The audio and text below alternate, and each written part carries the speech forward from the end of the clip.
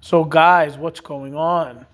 So, I see these like stories in the news about cheesesteaks. I guess there's new cheesesteak places opening in Philadelphia, and they're fighting or the going back and forth. I know at least Pat's is going back and forth with another cheesesteak place that has opened recently, and I have gone to all of these cheesesteak places at one point, and I'll tell you at least my cheesesteak story.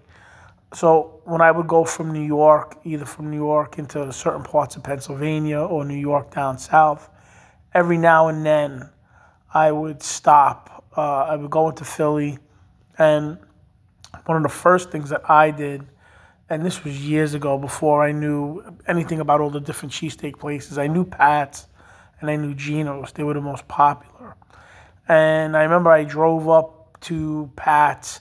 Now, Pat's and Geno's are open 24 hours a day. They never close. And my ride, I think I was going back into New York. So I was coming from wherever I was coming from. And I was heading back into New York. And then I detoured it into Philly, and I wanted a cheesesteak. And I just remember going into Pat's, and I think this was the first time actually. I mean, it was I don't know how many years ago. And so I pull in, and you see them both. They're both lit. Geno's is always lit up and blinking. I don't know. It looks like I could only equate it to almost like an amusement park. The way it's kind of lit up with the neon lights. That's like an arcade, I guess. And then there's Pat's, which has like this older school.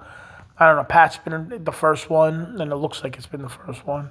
But I knew both of them, and I wanted to try both of them. But so I park right in front of Pat's, if I remember correctly. I remember the time I was there.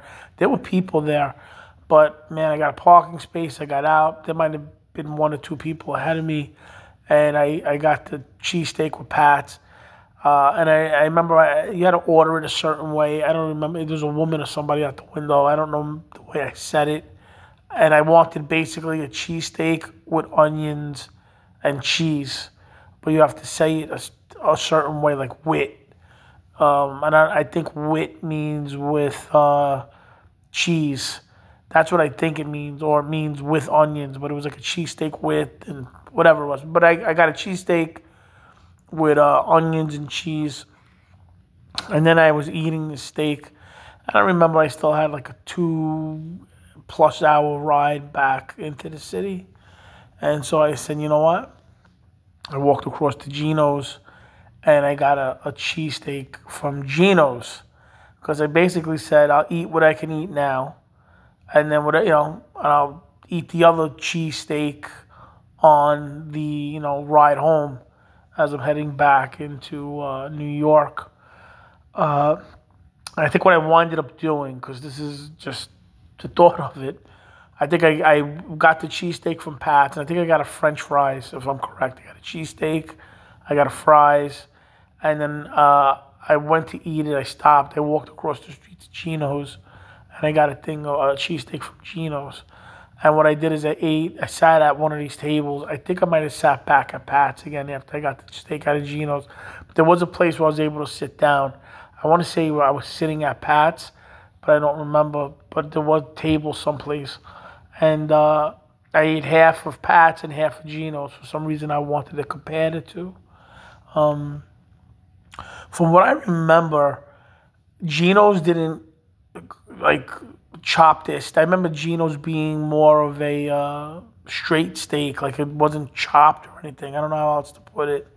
And I don't know if Pat's was or wasn't. And I really don't remember whose was the better steak. I think they were both the same. They're both just, steak meat with cheese. But they were both good. But there's supposedly some sort of rivalry. I think that Pat uses like a cheese whiz. And I don't know if Geno's does that. But when I was eating them, basically they were the same. There wasn't any like real difference in the cheesesteak, I guess is the best way to put it. And I think I'm trying to say. I think at the time I was like I thought Chino's was better. I wasn't even sure, but you know that was it. Now this was years ago. I haven't been to any of these steak places, at least in Philadelphia. I want to say in the last I don't know 3-4 years that I've been real that I had that I stopped there to get a cheesesteak.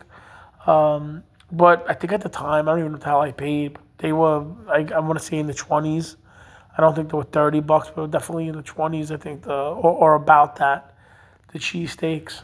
Now, when I do go through Jersey, and when I'm in Jersey, I'm always along the Jersey Shore, and you could get cheesesteaks. Then they're not the same, I think, as Pat's or any of those. Now Philadelphia has a bunch of cheesesteak places. And there's one that's supposedly better than all of them. I don't remember the name of it. I don't think it's called Angelo. It might be Angelo's, but one of them is very good. So when you go to Philadelphia, the Pats and the Genos are the I think the most famous, and they're the ones that have been on TV a lot. I remember seeing Pats and Genos when I used to watch like the Food Network and the Travel Channel. They would always do these shows on the best cheesesteak and all sorts of stuff like that. And Pats and Geno's are the ones that are always, there. And I'm recently seeing, I think it's the owner of Pat's or Pat's nephew something, and he's yelling about how to make a cheesesteak or eat a cheesesteak or why you should eat a cheese. I don't know what it was, but that's the reason why I brought this up. The guy from Pat's is on. And the way he's saying, like, this is how you make a cheesesteak. He's kind of telling you that you should eat at his place because his place was the original place. And, like, you can eat there if you want to eat there, but you don't have to eat there.